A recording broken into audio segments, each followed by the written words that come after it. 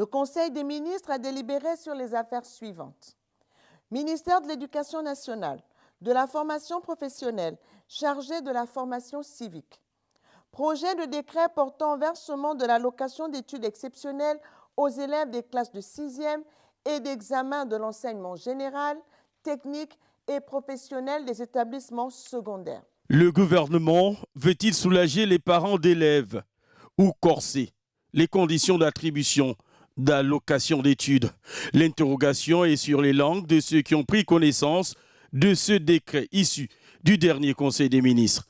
Tout paraît encore confus. Si ce projet de décret est adopté et validé, est-ce que ça veut donc dire qu'à partir d'un avenir très proche, il va falloir revenir sur les critères d'attribution de cette allocation exceptionnelle? Est-ce que ça ne concernera que les élèves de 6e et de terminale? Auquel cas, est-ce que ceux des niveaux intermédiaires ne seront pas également impactés par cette mesure? C'est là toutes les questions que les partenaires, notamment du gouvernement, doivent échanger avec les partenaires sociaux pour voir dans quelle mesure nous ne pouvons pas arriver, n'est-ce pas, à ce que le budget de l'État soit d'une fois de plus alourdi. Après une longue période de suspension dans le silence, en dépit des textes et lois en vigueur, le retour des allocations d'études avait été l'une des mesures fortes du président de la transition dès son arrivée au pouvoir.